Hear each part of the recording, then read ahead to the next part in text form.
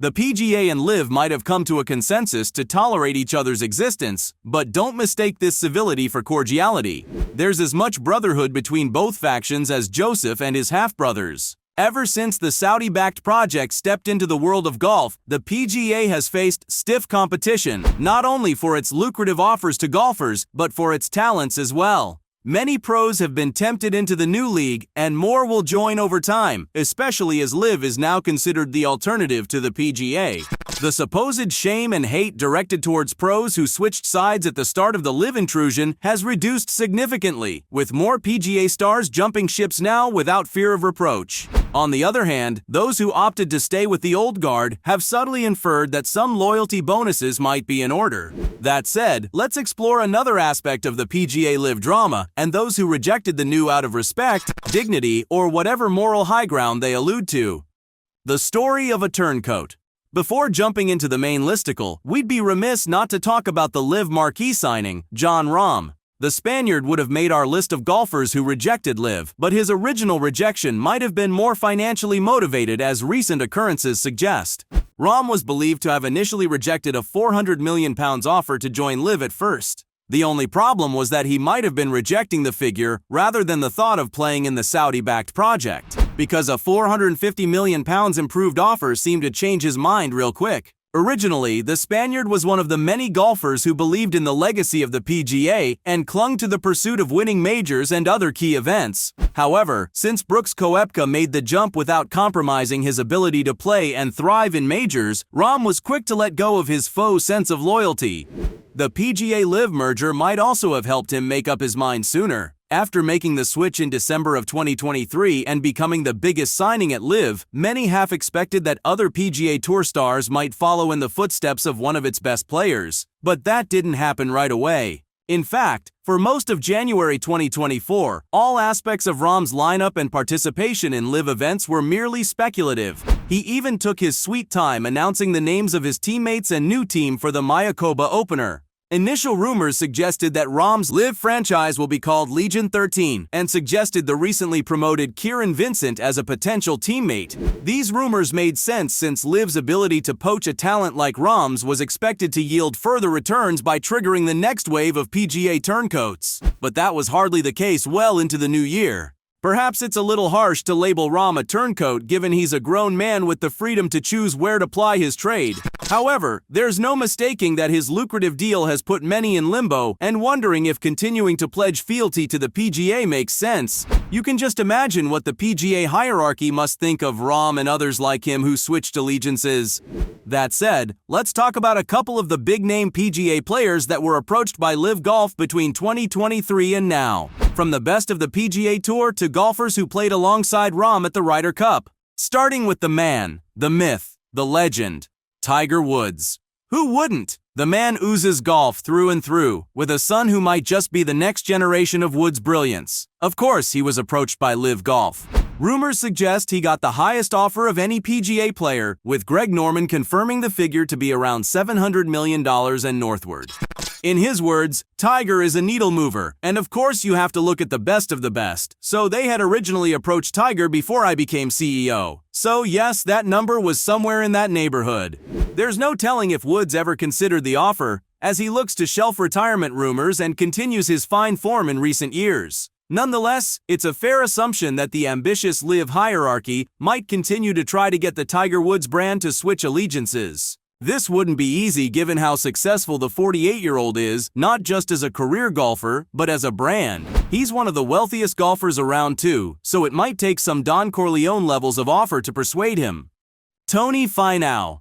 If anyone seemed like they already had their bags packed to follow Rahm to LIV Golf, it was Tony Finau. For one, unlike other PGA loyalists who outright rejected the offer from the new kid on the block or called them out, Finau did nothing to downplay the rumors. In fact, after the Grant Thornton Invitational, he refused to rule out a potential switch to the Gulf-backed project. Although it did come as a shock when, mere days later, he finally announced his decision to continue his career on the PGA Tour. On the 11th of December 2023, he took to Instagram to announce, "I'm excited for 2024 and looking forward to playing my 10th season on the PGA Tour and stoked to be defending in both Mexico and Houston." Hideki Matsuyama. Besides Tiger Woods and Rahm, Hideki Matsuyama seems to have received the next highest offer from LIV Golf, rumored to be about $400 million. It's important to understand why Matsuyama is an important target for the Saudi project.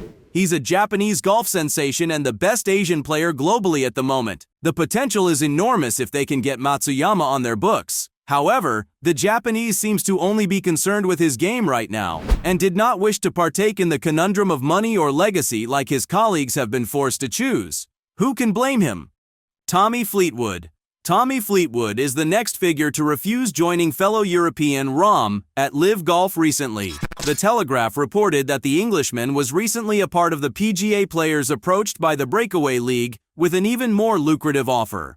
However, Fleetwood promptly rejected them before beginning his DP World Tour season at the Dubai Invitational. He'd go on to win the event, leapfrogging Rory McIlroy by a single shot. With Fleetwood no longer a potential prospect, rumors suggest LIV have switched their attention to Tyrrell Hatton, another Englishman and ex-partner to Rahm, when they played together at the Ryder Cup. Will Zalatoris. Fred Couples revealed that LIV Golf approached Will Zalatoris with an offer to the tune of $130 million but was turned down.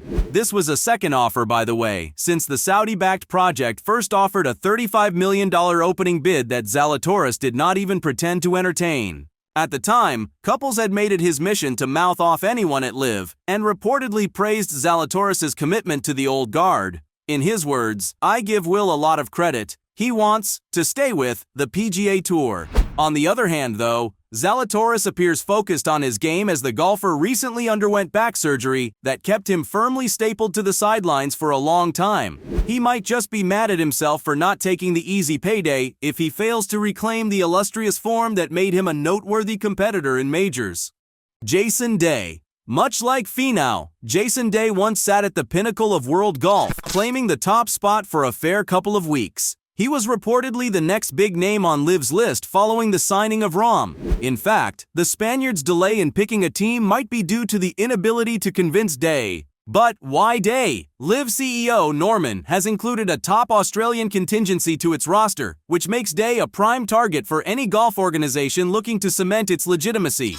Although Day initially presented a will he, won't he scenario, those rumors have since quieted as the Queensland native renewed his pledge to the PGA Tour for the 15th consecutive year. Since then, the 36-year-old has taken the course by storm with a top 10 finish at the Century in the 2024 season. He's also entered the American Express in California.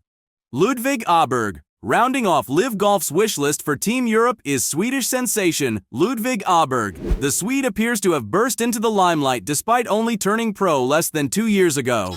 However, his short career at the professional level hadn't dampened his impact on the game. He's hit the ground running, bagging important wins in the PGA Tour and DP World Tour. His ties to LIV might also be on account of his role in helping his team secure victory at the Ryder Cup in Rome. Nicolai Højgaard. Nicolai Højgaard was another face at the Ryder Cup that has been linked to LIV Golf and Rahm's team. However, much like Fleetwood, he outright rejected the offer. This is a significant win for the PGA given that the Swede is one of the hottest prospects in golf at the moment, being just 22 years of age. Plus, he's established his dominance on the course with a Ryder Cup victory and 3 DP World Tour wins to his name. Of course, these golfers aren't the only ones to have been approached by golf's latest new cat. Honorable mentions include Patrick Cantlay, whose appeal to LIV Golf is certainly surprising.